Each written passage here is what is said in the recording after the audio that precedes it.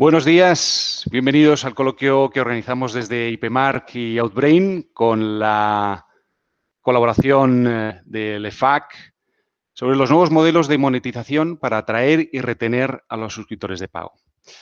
Mi nombre es Jaime de Aro, soy el editor de IPMark y voy a comoderar el coloquio junto a Jorge Martínez, Head of Publishers de Outbrain. Jorge, ¿qué tal? Buenos días. ¿Qué tal? Buenos días. Bueno, la bajada de ingresos publicitarios como principal fuente de financiación de los medios ha acelerado los planes estratégicos de los publishers en todo el mundo y esta crisis que estamos viviendo en el año 2020 del COVID ha colocado a los medios en una situación paradójica realmente, ¿no? Más audiencias y muchos menos ingresos publicitarios, y durante los últimos meses hemos visto cómo los medios han terminado por implantar un modelo de suscripción para acceder a la información. Hoy queremos conocer de la mano de los responsables de la estrategia digital de compañías líderes en el sector de los medios de comunicación cómo está respondiendo el lector, qué fórmulas están utilizando y cómo ven el futuro cercano de sus negocios, ¿no? Contamos con, como he dicho, con Jorge Martínez, él es el Head of Publishers de Outbrain, que va a moderar conmigo el coloquio. Carlos Bravo, director de marketing de Prensa Ibérica. Buenos días, Carlos. Juan Zafra es el secretario general de la Asociación Española de Publicaciones Periódicas, AEEPP. Juan, buenos días, ¿cómo estás? Tenemos también a Jesús Carrera, Chief Digital Officer de Vocento. Jesús, buenos días. Hola, buenos ¿Cómo días. estás? Yolanda Usín, directora general de ARIL, la Asociación de Revistas de Información. Buenos días, Yolanda. Pablo de Porcioles, director general adjunto de Godó Strategies, editor de La Vanguardia y El Mundo Deportivo. Buenos días. Buenos días. ¿Cómo estamos? Buenos días. Michael Gómez Prieto, director de Desarrollo de Negocio Digital de Motorpress Ibérica. Buenos días, Michael. Hola, ¿qué tal? ¿Cómo estás? ¿Cómo estás? Gabriela Bolognese, directora Chief Digital Officer de Unidad Editorial. Gabriela, buenos días. Buenos días. Encantado de que estés con nosotros. Ramón Alonso, director general de AMI, la Asociación de Medios de Información. Ramón, buenos días. Buenos días. Y Zoilo Andrés, el Product Manager de Axel Springer. Buenos días. Bueno, pues ya tenemos todas las presentaciones. Yo creo, Jorge, que si quieres inicia tú la primera pregunta y ya sabéis, el que quiera responderla, levanta la mano y yo le voy dando paso. Jorge, adelante. Muy bien. Bueno, para abrir fuego un poco lo que comentaba Jaime, esta primera pregunta es casi obligada, sería, ¿asistimos ahora mismo en la actualidad a un salto sin red en los medios? ¿Y hasta qué punto están los usuarios dispuestos a pagar? Ese sería un poco el punto de partida para abrir este coloquio. ¿Qué os parece? ¿Qué opinión tenéis al respecto? ¿Quién quiere iniciar la batería? Carlos, ¿te leí tú, que tienes el micro abierto, veo? Venga. A ver, yo creo que evidentemente asistimos a un cambio de modelo de negocio. Los medios ya no se consumen igual, ni mucho menos. Hemos cambiado todos, han cambiado los medios. Lo que comentabas antes de la publicidad, Jaime, está cayendo indudablemente. Es un cambio necesario, inevitable, pero yo no diría tampoco que es un salto sin red por varias cosas. Primero porque bueno, pues lo que estamos haciendo es una nueva línea de negocio, pero no hemos descartado las anteriores, ¿vale? O sea, seguimos trabajando en múltiples líneas de negocio y es algo que yo creo que va a quedarse en los medios, que vamos a estar constantemente buscando nuevas líneas de negocio. Entonces, en ese sentido, creo que no es un salto sin red y, por otro lado, muchos de los que estamos aquí, muchos grupos, llevamos trabajando en esto ya mucho tiempo. En Prensa Ibérica empezamos con los modelos de suscripción en 2014 ya, con lo cual llevamos mucho terreno aprendido y tenemos que seguir aprendiendo, pero no diría en ningún caso que es un salto sin red. Y la pregunta del millón, ¿pagarán los usuarios? Pues depende, ¿vale? Cuesta mucho y pagarán si merece la pena lo que les damos. Entonces, esto entiendo que es lo que vamos a tratar de desarrollar luego en parte. Es complicado, pero sí que empieza a haber, pues una mayor apertura al pago por contenidos, creo. Yo creo, Jaime, que no es que lo que hemos tardado es muchísimo en hacer este cambio, ¿no? Los grupos editoriales, sobre todo en España, se han tardado mucho en dar ese salto a los modelos de pago cuando otras geografías, evidentemente los modelos anglosajones llevan ya muchísimos años. Y nosotros, bueno, pues nos hemos estado muchos años parados. La industria cinematográfica, la industria audiovisual, musical, ha ayudado mucho a hacer este cambio de mentalidad. Si miramos para atrás, muchos de nosotros, pues oye, nos descargábamos películas y músicas a través de Napster, viendo un tema que era, digamos, natural, cuando sabíamos que estamos incumpliendo la ley, ¿no? Y poco a poco, pues oye, las plataformas han ido dando dos temas. Han ido dando un contenido de calidad y encima con unas plataformas con una usabilidad fantástica. Bueno, pues esto también ha metido en el mindset a los usuarios que Internet no es gratis, que Internet es de pago y cualquier contenido propio hay que pagarlo y es fácil también hacerlo y ahora es lo que tenemos que hacer el resto de medios. Yo creo que deberíamos haber hecho esto hace muchísimo tiempo. Igual que pagas por una canción, pues pagas por una revista o por un diario. Así de fácil.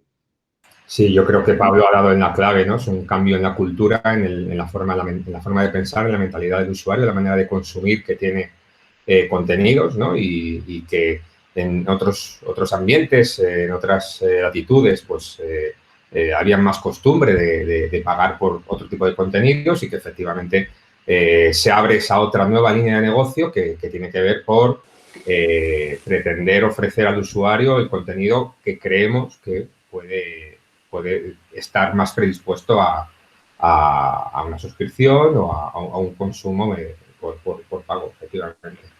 El otro día en El Mundo hacíamos la cuenta cuando íbamos a publicar nuestros números y entre El Mundo y Expansión y El País y los regionales Vocentos y El Diario, y más o menos nos salían que ya hay unos 200.000 suscriptores en España, en total, contando todos. Si nos lo hubiesen dicho hace un año o un año y medio, no nos los creíamos. Y ya es un número. Yo creo que marca un camino. Evidentemente que no es un número para que ahora mismo podamos reemplazar la fuente principal de todos nuestros negocios, que sigue siendo la publicidad. Pero creo que marca un camino y que es un poco más optimista de lo que veíamos, al menos yo personalmente, meses atrás. Yo creo que en general, muy de acuerdo con vosotros, que se abrió un camino cuando iTunes y Apple empezó a no vender contenidos completos como un CD o un disco completo, sino que había fórmulas de comprar una única canción o una única película. Por supuesto, ya cuando llegaron las plataformas de streaming en vídeo, todo eso se ha revolucionado.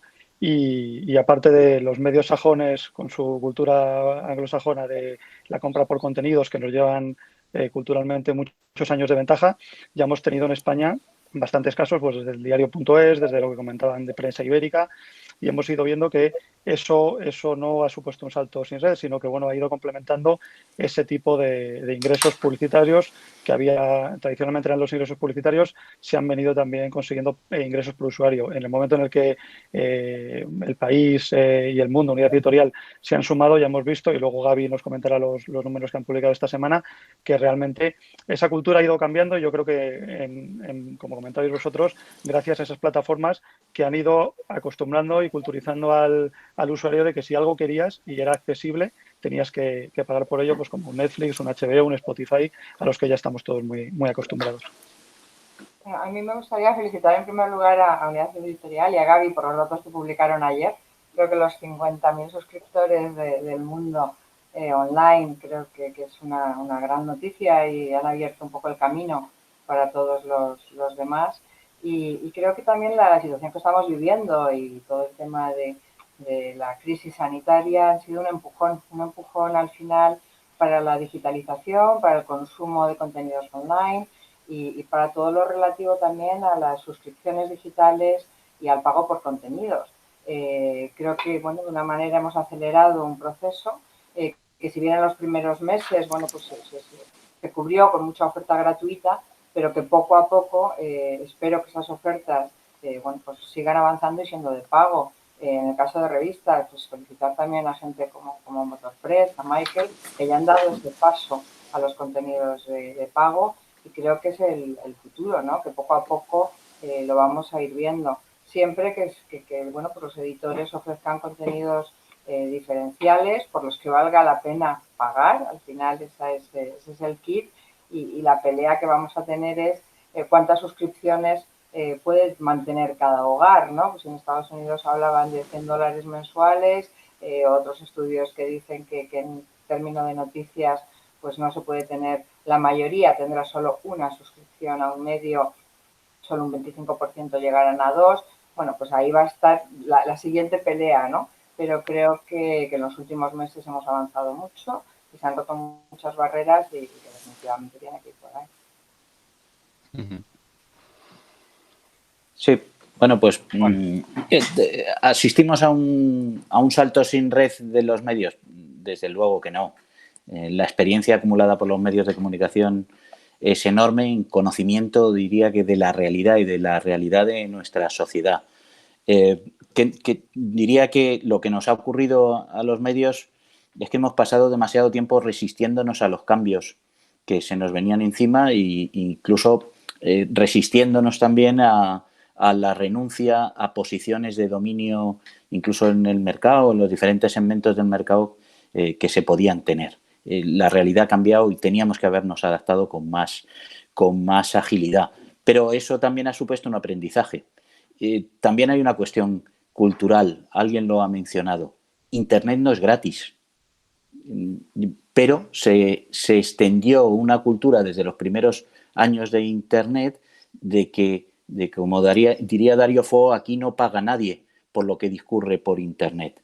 Y esa cultura somos responsables de ir modificándola. Informarse cuesta en todos los sentidos, en el sentido intelectual y en el sentido económico, pero tampoco nadie va a pagar por aquello que no aporta valor, y el principal valor de la información es que sea útil, que sea una herramienta de inteligencia, que ayude a la toma de decisiones en todos y cada uno de los ámbitos de nuestra vida. Y en ese sentido, cuando los medios ofrecemos información de valor, el usuario estará dispuesto a pagar, sin duda, porque se hace en otros entornos más allá de lo mediático. Bueno, yo voy a ser un poco provocador.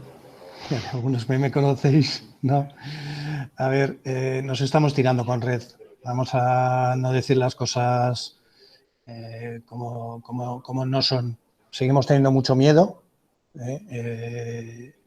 y creo que tenemos que cambiar este mindset.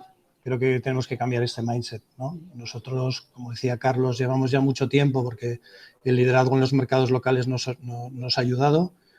Tenemos 57.000 suscriptores de pago, pero más allá de eso, más allá de los 57.000 suscriptores de pago, nosotros tenemos aproximadamente cerca de 1.900.000 navegadores, ¿no?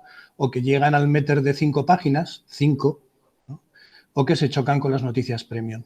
Es decir, tenemos cerca casi de 2 millones de navegadores únicos a los que impactamos con nuestro modelo premium, ¿no? Y tenemos que ser valientes, porque si no lo somos todos, el usuario no pondrá en valor lo que estamos haciendo, ¿no? Entonces, como decía Gabriela, tenemos que ser optimistas porque los datos son buenos, tenemos que creer en el proyecto, pero estamos yendo con mucho miedo y entre todos tenemos que cambiarlo, porque tenemos que cambiar el mindset cultural de nuestros clientes, que están muy mal acostumbrados, y que tenemos que ayudarles a que ese mensaje en el que creemos que aportamos un valor de mucha calidad, que tiene un coste altísimo, ¿no?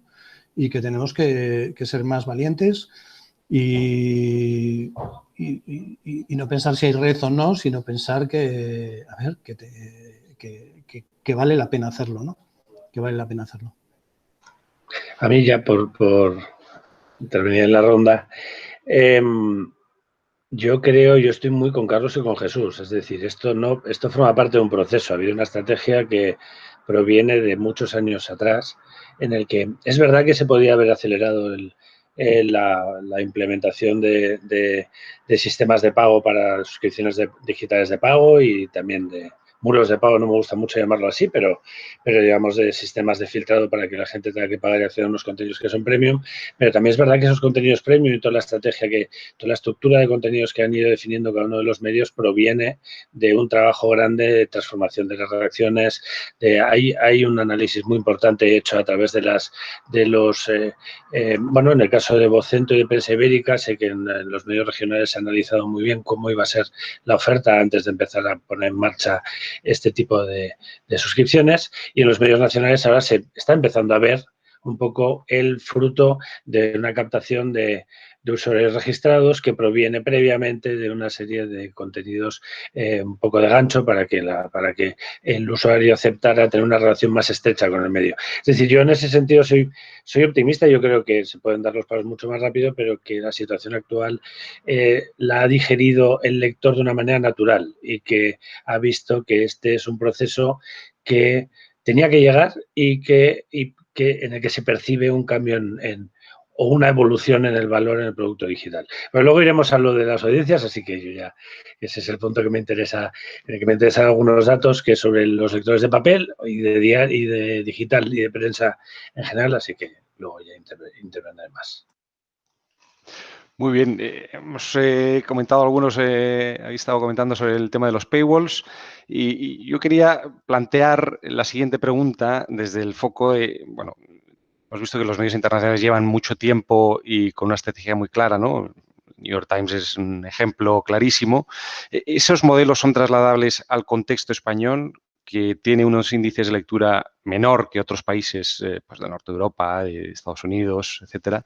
¿Y creéis que habrá un paso atrás en algunos medios hacia dejar abierto el contenido, o esto ya es algo que no hay vuelta atrás? Es verdad que hace unos años algunos medios se lanzaron casi de manera solitaria a cerrar sus contenidos y dieron marcha atrás, pero ahora parece que hay un pequeño, no voy a decir estrategia de grupo, pero sí que hay muchos medios que en el mismo momento este año habéis establecido vuestras estrategias de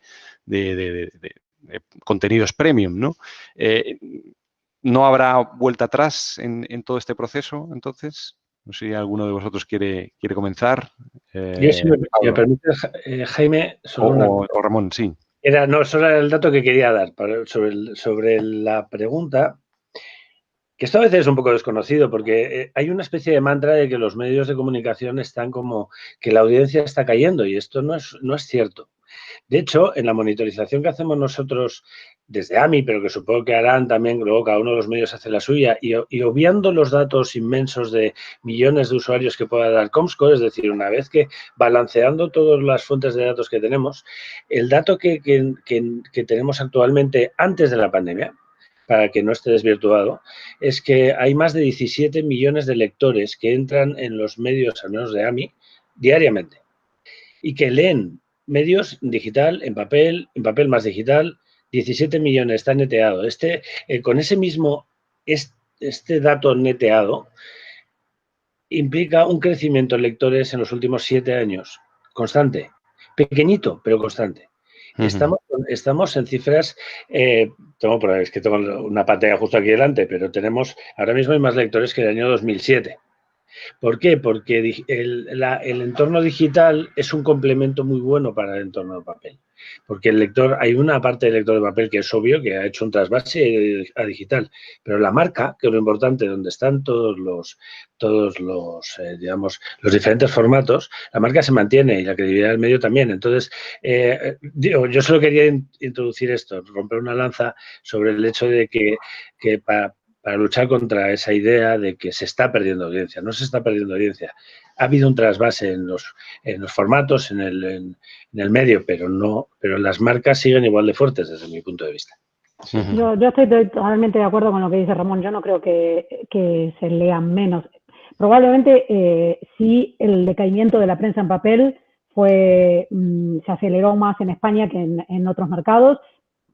Por el caso de Italia, que lo conozco bien, porque en nuestra empresa tenemos mucho contacto con los italianos, que son dueños de unidad editorial. Es un mercado donde el papel resiste mucho mejor, y así también en otros mercados. En España ese trasvase se aceleró se dio prematuramente, pero precisamente quizás por eso la adopción de la lectura digital fue muy temprana, y en los últimos años los datos que tenemos de Comscore, que podemos presentar nuestras dudas sobre cómo mide Comscore y tal, pero digamos que miramos a través de los años y llevamos 6-7 años de crecimiento todos los medios, el sector en sí, y por los números del mundo, pues no vemos de crecimiento en lectura. Es nuestros años contra años, y pese ahora que tenemos un paywall,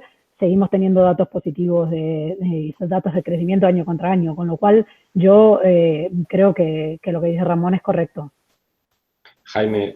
Solo puntualizar nada un segundo en el caso de las revistas, que es la parte que yo conozco más.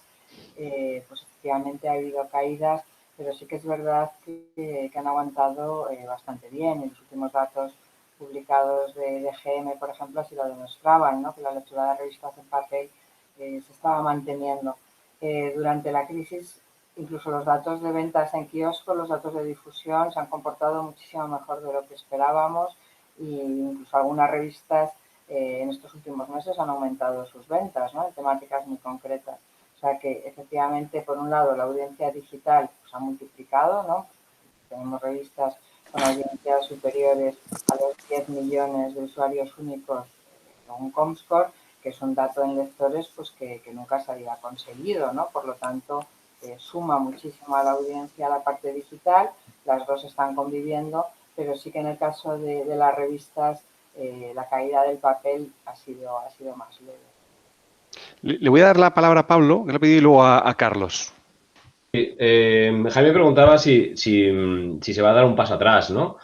Yo lo que intento entender es que, oye, de que el pago de contenidos digitales es una traslación natural al modelo de kiosco, ¿no? O sea, igual que la gente va al kiosco y paga su diario, pues ahora vas a Internet y pagas. Pero también es verdad que al igual que yo no voy a diario y me compro el ABC, El Mundo, La Razón, La Vanguardia, o sea, me compro 12 diarios, elijo los que quiero comprar. Y como mucho, históricamente, tenías tu cabecera, un deportivo, un económico y a lo mejor otro más.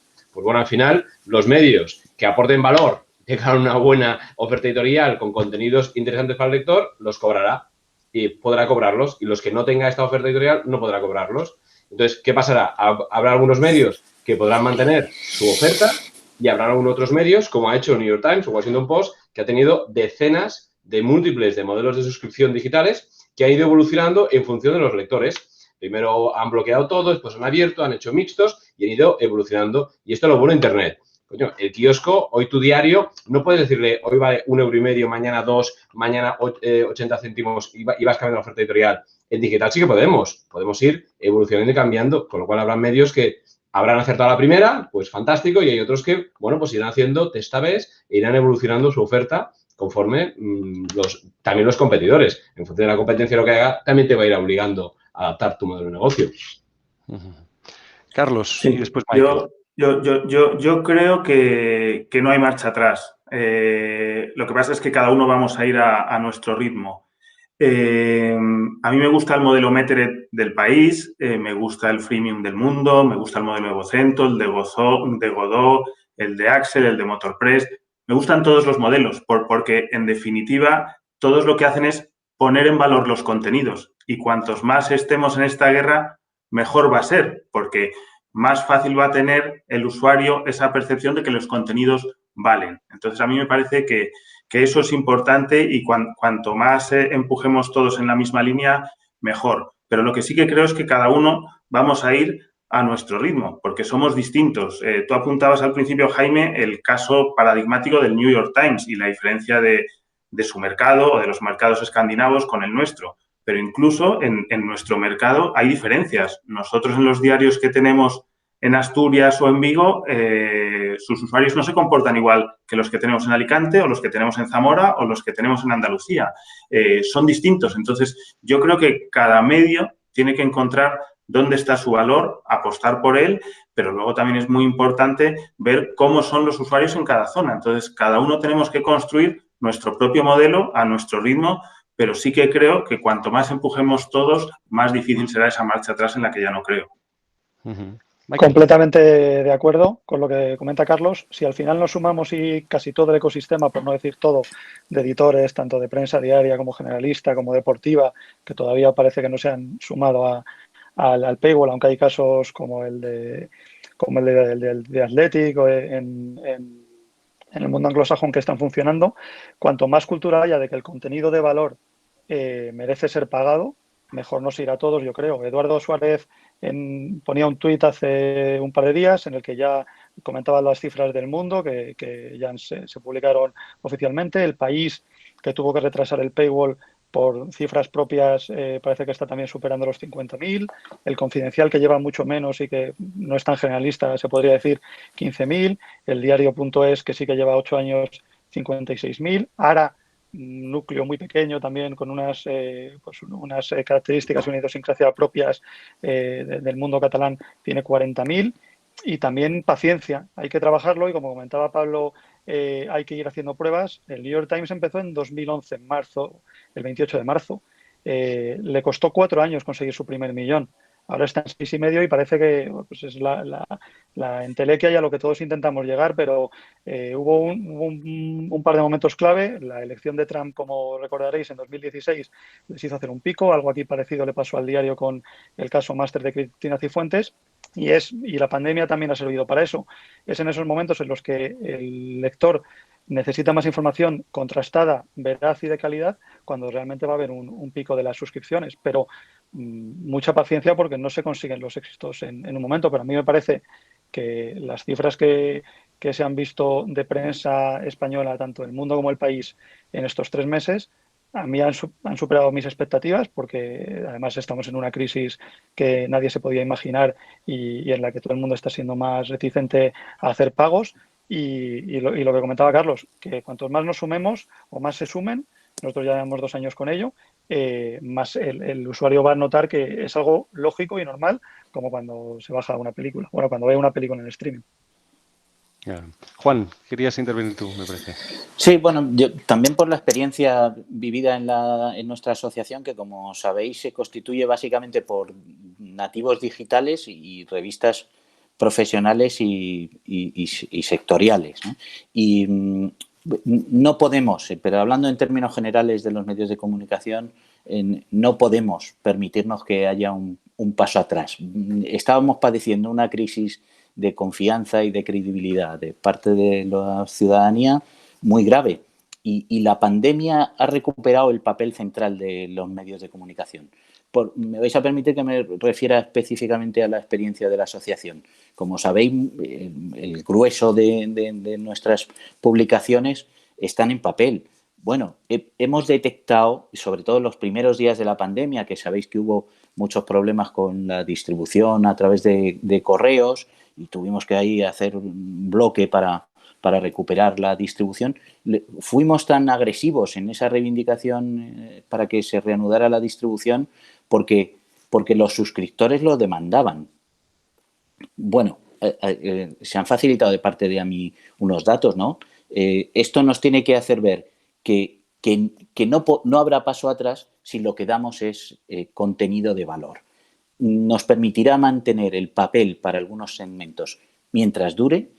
En lo digital sigue en alza, se han alcanzado picos históricos, como todos sabéis, los grandes grupos, pero también los pequeños. En lo que toca a los pequeños les ha servido para asumir que tienen que hacer un esfuerzo de digitalización de sus publicaciones, y ahí hablo de muchos de nuestros asociados, y sobre todo, de carácter general, tenemos que mantener la confianza que nos han dado los ciudadanos, y eso solo se consigue con contenidos que aporten valor, y como tienen valor, se pagan.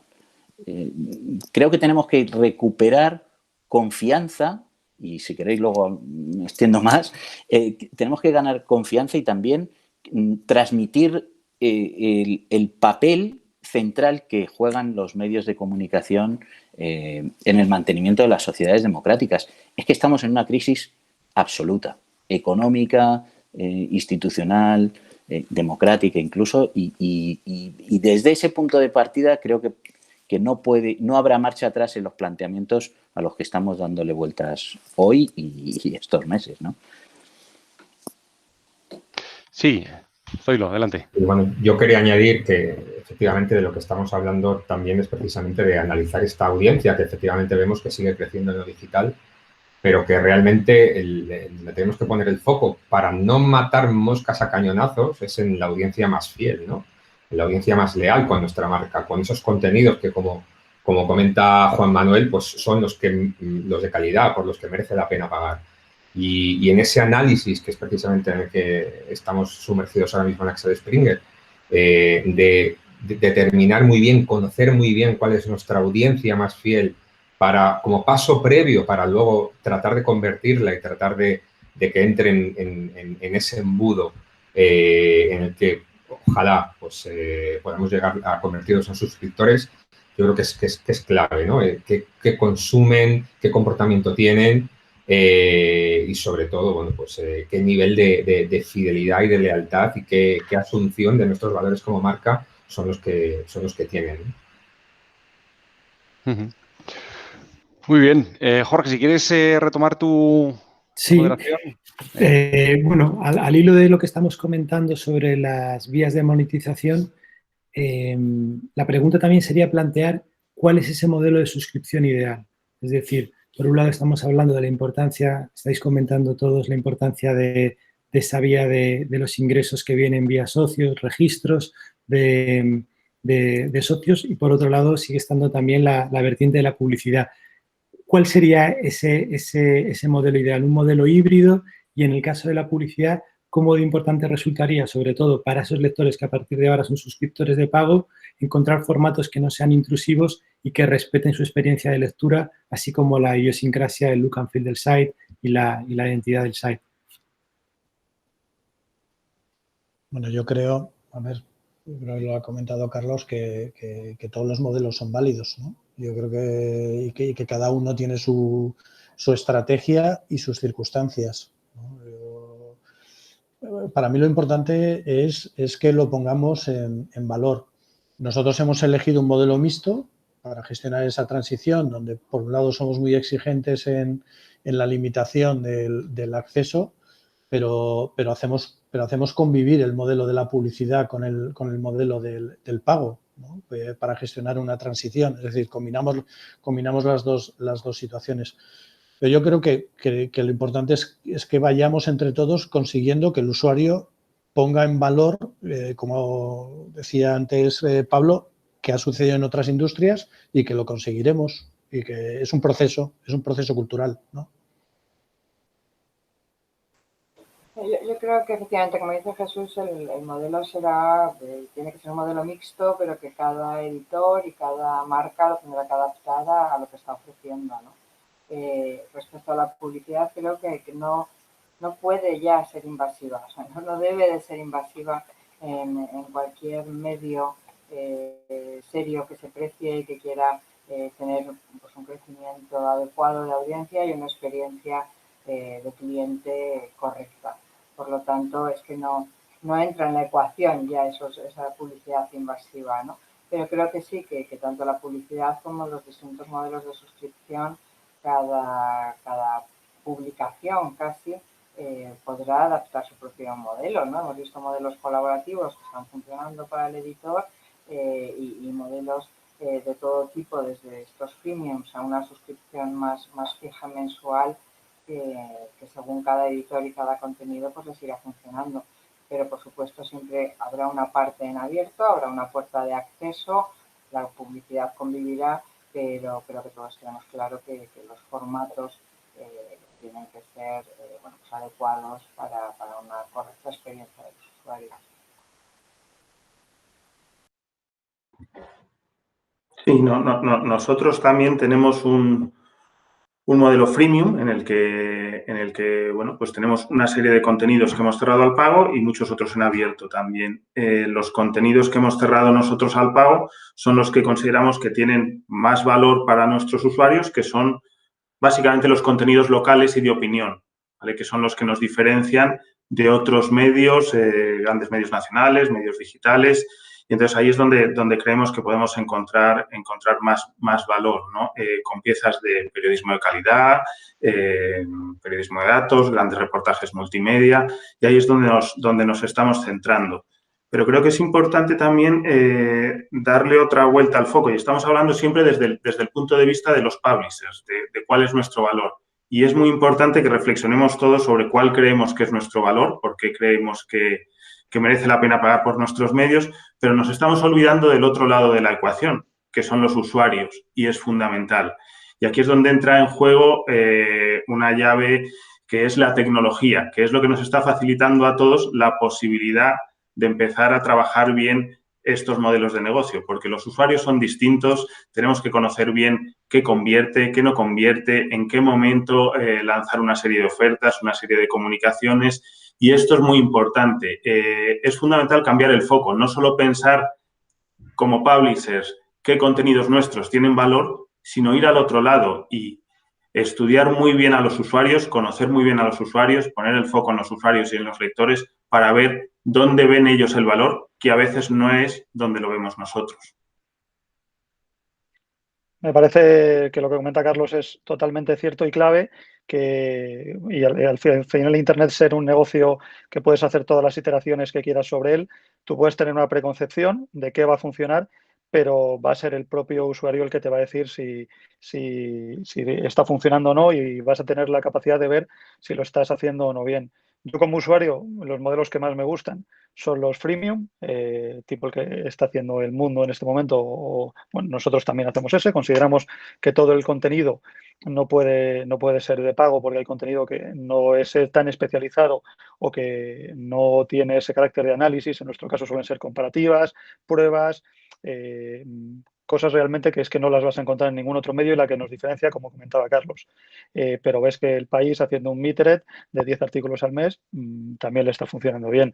Al final es ponerse en la piel también del otro, y al igual que cuando hacíamos el editor de prensa tradicional, colocaba en portada lo que él consideraba que era lo que el lector tenía que ver y lo que realmente iba a ser, le ponía la carta, por así decirlo. El lector ahora mismo estaba eligiendo y está haciendo un cherry picking de lo que él considera interesante, y a lo mejor tú colocas como premium un artículo que no consigue ninguna conversión. Pues la lógica es buscar esos artículos que con el conocimiento y los datos te vayan haciendo ver que son los buenos como tal. A mí, por acabar, me gusta también un modelo mixto, ya no solo en cuanto a contenidos, sino en cuanto a oferta.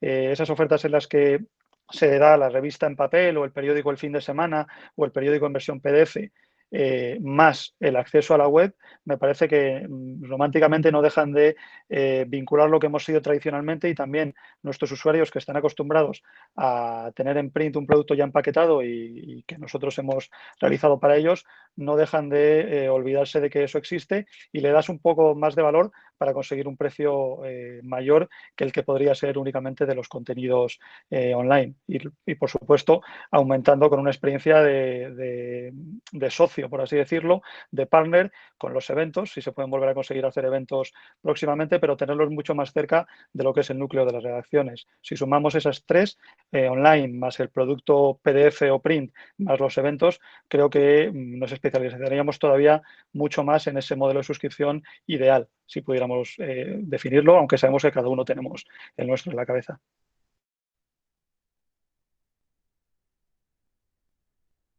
¿Más intervenciones sobre este tema? Si no, pasamos al siguiente, si os parece. Bueno, tenemos la siguiente pregunta que ya has planteado es acerca de la decisión de Google, de Apple, de quitar la cookie de terceros en los navegadores, ¿no? Y si esto ha acelerado de alguna manera la implantación de los IDs únicos, la parte de suscripción de pago, y qué ventajas y retos ofrece este ID digital único desde la perspectiva del publisher, y cómo lo estáis trabajando vosotros de cara al futuro en cuanto que Chrome ya elimine la cookie de terceros.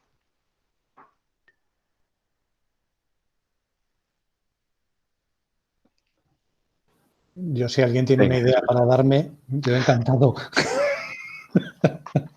Yo creo que está todo el ecosistema muy confuso con este asunto. Creo que no hay una alternativa, ni los que están provocando esta situación van a hacer absolutamente nada para que haya una alternativa. Entonces, bueno, tenemos un desafío enorme. Tenemos un desafío enorme porque al final un identificador basado en first party nos sirve a cada uno de nosotros, pero ¿y cómo lo conectamos con el ecosistema o con tecnologías de terceros que utilizamos para nuestros modelos de pago o para el ecosistema programático? Está todo muy en el aire.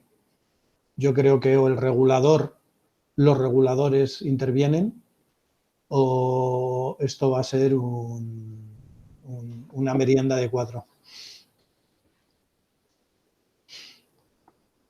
¿Alguno quiere aportar alguna cosa más? ¿Alguna idea que le podamos dar a Jesús? Jesús, deberías darnos tu idea. No, estamos todos en, la situación en la que ha descrito Jesús. Yo creo que nadie sabe bien aquí para dónde disparar. Tenemos que esperar que se aclare un poco el tema y entender qué opciones. Así como está la situación, no parece que tengamos muchas opciones. Pero claro parece que está, que es que se va a eliminar el tema de las cookies. O sea, que ahí quizás habrá que, no sé, si tenéis algún planeamiento o algunos escenarios en los que estéis trabajando o que podáis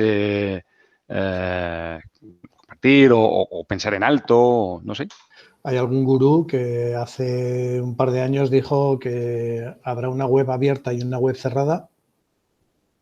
Y yo al principio dije, ojalá, pero esto va a ser la locura. Pero, o sea, es que quizás la única solución que tengamos es identificar al usuario con un login y un email al final sí que es un identificador, ¿no? Bastante sencillo y único, ¿no? Si las plataformas no nos lo den, pero para eso tenemos que dar un paso que es cerrar, ¿no? Entonces habrá productos y subproductos y habrá consumidores que con los subproductos se sentirán satisfechos. Entonces es una situación bastante compleja, ¿no? Bueno, vosotros, Jesús, sí que estáis, por ejemplo, en ABC, tenéis un modelo de suscripción y de pago, pero también de registro, ¿no? Y que puedes acceder a algunas noticias directamente, ¿no? También me imagino que será un poco previendo todo esto que se nos avecina. Sí, nosotros en IPMAR, por ejemplo, lo hemos hecho. Tenemos 3 modelos. Es uno abierto totalmente, otro registro de algunas de las noticias, solo tienes que registrarte y ves noticias, y otro de pago, ¿no? También pensando en esa idea o en esto que se nos viene encima, ¿no? Sí, pero cuando hablas con los grandes medios europeos que llevan mucho más tiempo que nosotros en esto y hablas con ellos y dices, oye, ¿y si cierras todo a registro solo, haces un sign-wall? Te dicen, te quedas con el 30% de la audiencia. Entonces, bueno, vale, pues el año que viene volvemos a hablar, ¿sabes? El año que viene volvemos a hablar, ¿no? Entonces, es decir, esto volverá a pasarnos como nos ha pasado con el pago. En el pago, yo creo que todos, la necesidad nos obligará a hacer cosas que tendremos que hacer, ¿no? Que tendremos que hacer. Y yo el tema de que haya una web cerrada de calidad y una web abierta con una calidad inferior, no voy a decir que no la tengo, pero con una calidad inferior, pues va a ser un modelo que yo percibo que va a venir en los próximos años, ¿no? Y ya está, ¿no? Y el tema también es alinearnos el momento, quién es más valiente, quién no, quién se atreve, ¿sabes? Hazlo tú, que... Pero bueno. Pablo, ¿cómo lo veis ahí en Godostatis? Activa el micro. Bueno, esto depende un poquito más de la parte de edición, por eso no te he respondido a esto, ya que nosotros nos encargamos de toda la parte de comercialización, ¿no? Pero sí que es un modelo que estamos un poco a expectativas a ver qué pasa, ¿no? Aún no sabría mucho cómo evolucionar esto. Y esto, Michael, Zoilo, ¿queréis comentar alguna cosa sobre esto? Pues yo lo que me da mucha envidia a veces cuando veo el mercado portugués en el que los publishers se pudieron poner de acuerdo para hacer un login único, con lo cual el modelo, el registrarse a la web ya no supone dar unos datos que ya has dado en otra serie de webs, o Francia que estaba haciendo algo similar. Me parece que podría ser una ventaja en el caso de que, bueno, pues aquí nos pusiéramos, os pusierais todos de acuerdo, porque, bueno, ganaríamos un punto en el cual podríamos tener un dato unificado, pero que el usuario decide a qué publishers genera, con lo cual una de las primeras barreras, que es esa del registro y dar los datos, porque a veces tampoco es fácil tipearlos desde una pantalla de móvil, podrías de alguna manera simplificar esa parte del registro. Luego ya, como comentaba Jesús, si le obligas a estar registrado para acceder a ciertos sitios a ciertas páginas del site, aunque no sea de pago, empiezas a enriquecer ese dato, empiezas a saber que tiene más páginas vistas por sesión, empiezas a ver que a lo mejor pudiera ser más proclive a realizar un pago en el futuro, pues sería una manera. Pero esa barrera de entrada, que bueno, nos ha ayudado en su momento Google, nos ha ayudado Facebook, porque les hacíamos un login rápido, un registro con Facebook o con Google, por supuesto compartiendo los datos que Google o Facebook ya tenían. Quizás sea una cosa para pensar en el futuro, porque bueno, Portugal lo hizo y parecía que el experimento había funcionado bien porque bueno, conseguían más registros. Zoilo, vosotros en Axel Springer, yo creo que a nivel internacional sí que lleváis tiempo trabajando, previendo esto, ¿no? Yo recuerdo una charla a la que asistí yo creo que la directora digital corporativa ahí en Alemania, que hablaba precisamente de esto, ¿no? De cómo desde Google, desde Facebook tenían pues, los cotos cerrados y ellos estaban trabajando también en esto. No sé si estáis con algo previsto o estáis en la misma situación que todos los demás. Exactamente la misma situación, muy de muchísima incertidumbre. Y como habéis apuntado prácticamente todos, ¿no? Parece que la solución a corto plazo es tener ese identificador a base de registros y que por ahí van los tiros mientras no haya algo como lo que sugiere Michael o alguna otra alternativa. ¿Y desde las asociaciones estáis trabajando algo en este sentido? Bueno, este es un debate que viene de largo. Yo sí que quiero que se vea la foto. Hace un año, solo un año, algunos sí, algunos estaban muy avanzados, pero muchos no habían empezado a captar registros.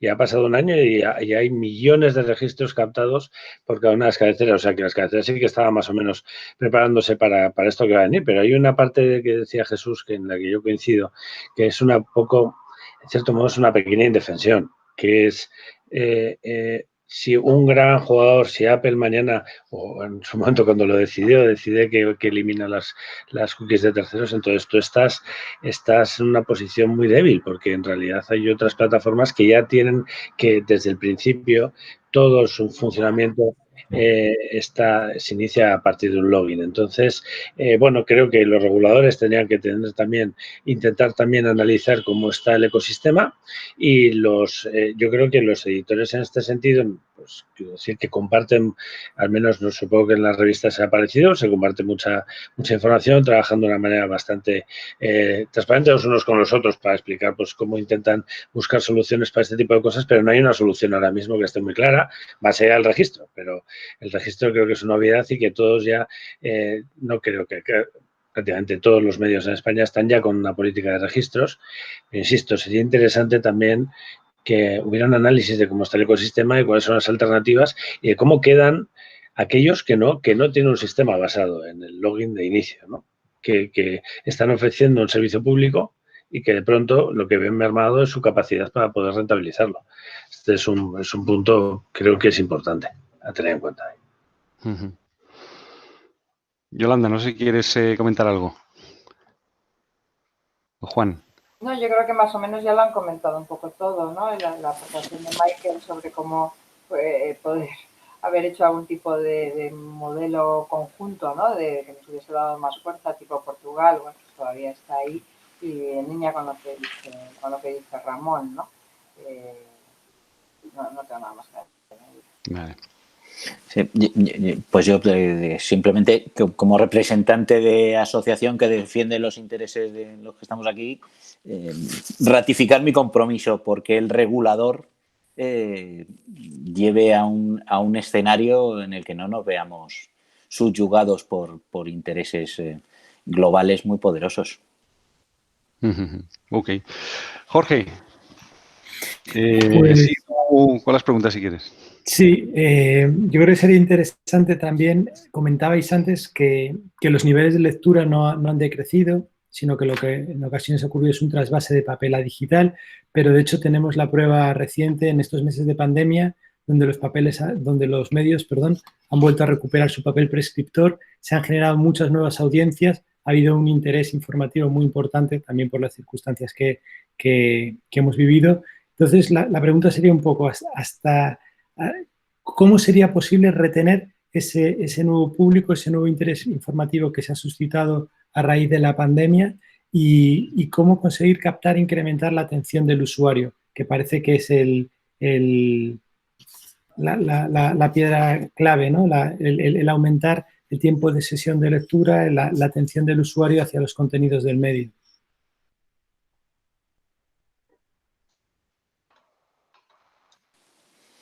Yo, si me permitís, antes de que habléis directamente de los publishers, que tenéis vuestros datos, pero yo insistir en el sentido de la confianza, la credibilidad, la utilidad de los contenidos que podemos ofrecer.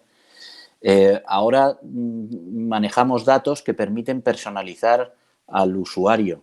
Esa personalización debe servir para ofrecerles contenidos que son específicamente diseñados para ellos. Eso significa que les vamos a ayudar en la toma de decisiones cotidiana en sus ámbitos más diversos. Hemos recuperado principios o valores del sector que habíamos relegado y que incluso cuando los pronuncio pueden sonarnos antiguos, ¿no? Que es el servicio público, la vocación de servicio.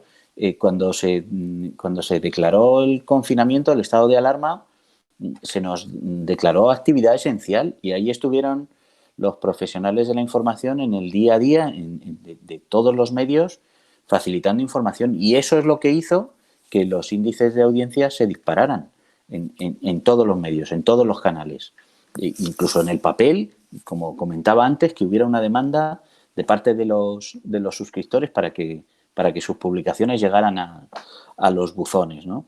Yo diría, ahora hemos aprendido a manejar los datos, sabemos producir información, dotarle de capa de conocimiento, mantengamos y desarrollemos, aquellos que todavía no lo hayan hecho suficientemente, esa capa de inteligencia, la utilidad, la herramienta para la toma de decisiones.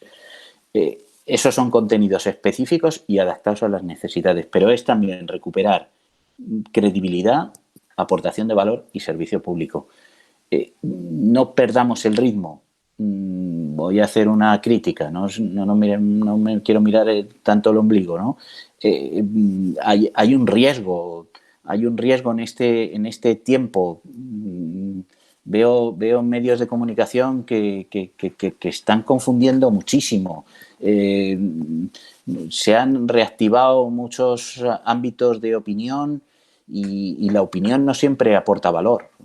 Por la opinión es muy difícil que se pague. Cada uno tiene la suya. Por lo que se paga es por información y por el conocimiento.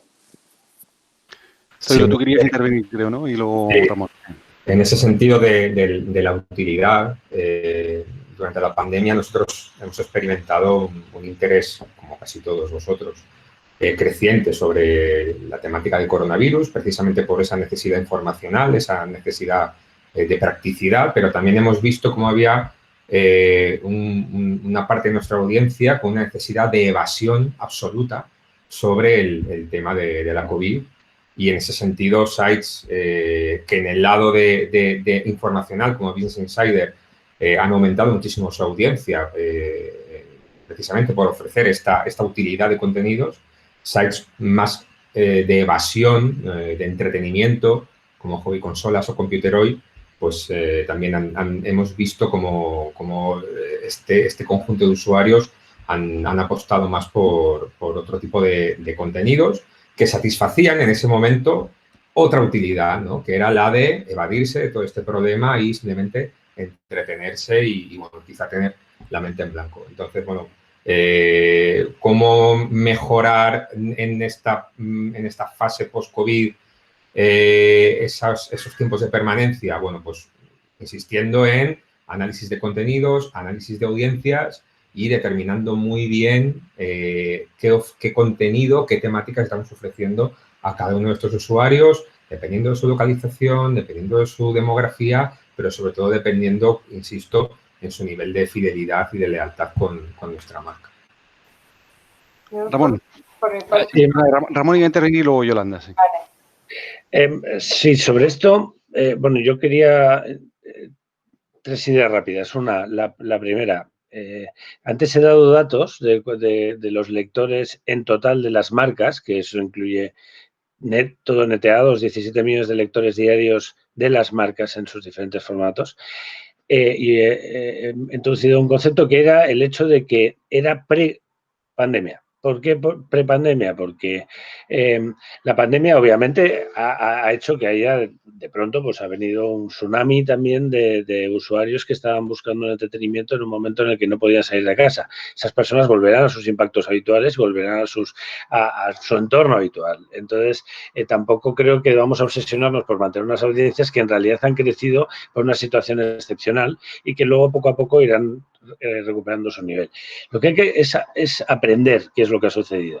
Y ya estoy en el punto 2 o 3 para que os quedéis tranquilos. Hay que aprender qué ha pasado. Lo que ha pasado ha sido, por una parte, que los que estaban preparados para captar registros, han captado muchos registros, que estaban preparados para convertir esos registros en suscripciones digitales también lo han hecho. Otros han aprendido a cambiar el relato. Los medios deportivos que no tenían competiciones han hecho un esfuerzo enorme por empezar a contar las cosas de una manera diferente y eso les ha reportado muchísimas audiencias.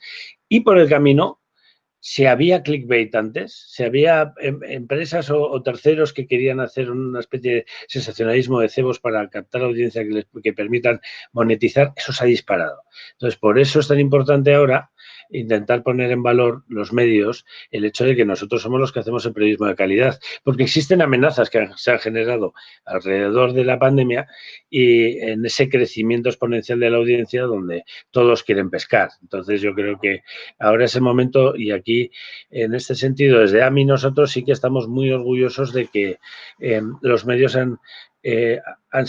han unido mucho en la transmisión de una serie de mensajes respecto a que nuestras marcas son periodismo de calidad, porque ahora es el momento de reivindicar eso frente a todos los jugadores que algunos son aficionados, otros no, pero no tienen buenos fines que se han generado alrededor. Entonces yo creo que en este momento el ecosistema tiene que protegerse un poco y poner en valor lo que realmente es de calidad. Yolanda.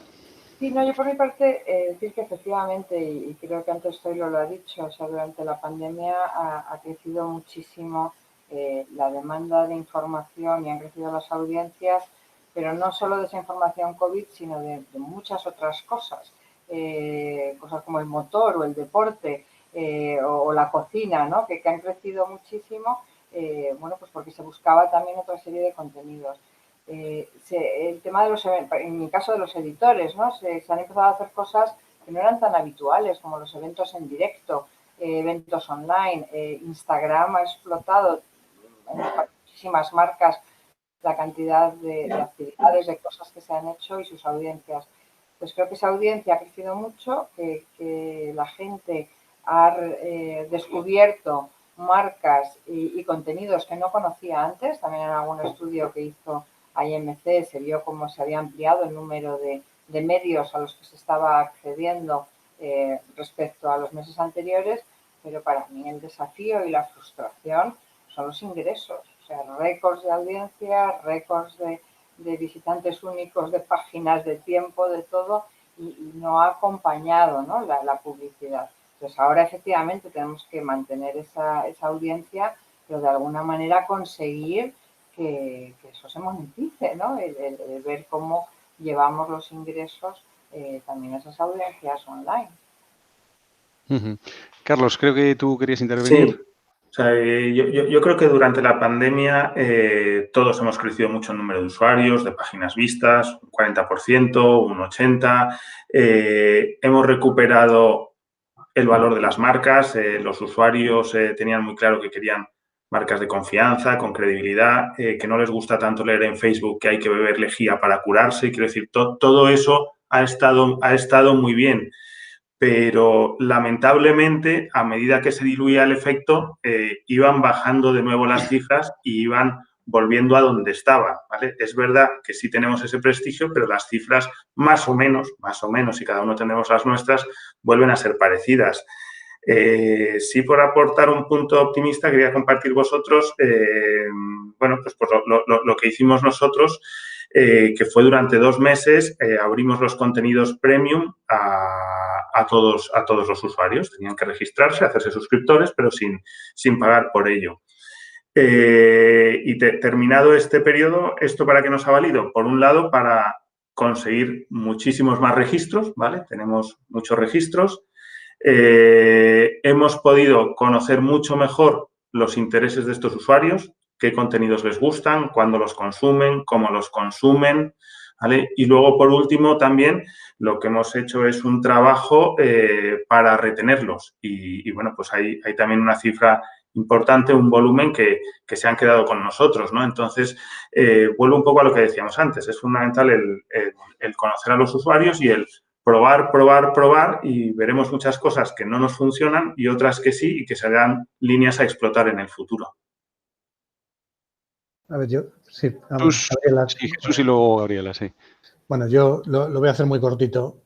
Yo creo que más allá de lo que ha significado como negocio, tenemos que estar felices y satisfechos porque es tan difícil que nuestros periodistas, con el esfuerzo que han hecho en este periodo, hayan tenido el reconocimiento y la recompensa que han tenido de los usuarios, ¿no? Porque vivimos en un cierto negocio injusto respecto al esfuerzo que hacemos por nuestra labor y nuestros periodistas han hecho un esfuerzo enorme durante la pandemia, enorme, y hemos tenido una respuesta de los usuarios directa, aunque no se haya visto, como dice Yolanda, y tiene razón, en el negocio, y yo creo que tenemos que estar felices y sacar un mensaje positivo de esta situación, de cómo ha reaccionado la audiencia y el reconocimiento que ha hecho, especialmente a nuestros periodistas por el esfuerzo que han hecho. Sí, mi mensaje iba parecido en un tono reivindicativo de que, a ver, la data, yo creo, no voy a ser yo que no niegue, creo fervientemente que listos somos todos y la data nos hace más listos todavía. El producto, fundamental, tener un producto ágil, ligero, que responda a las necesidades del usuario, que responda a las grandes influencias, bueno, fundamental. Pero todo esto nos ha servido para volver al punto de partida y es que son los contenidos los que van a llevarnos al éxito o al fracaso. Si generamos interés en el usuario con lo que tenemos para ofrecerle, pues el usuario, nosotros hicimos la política contraria a la que mencionaba Carlos, que es mantenernos hubo debate, lo pensamos, le dimos vuelta al tema y dijimos, nos mantenemos como estamos.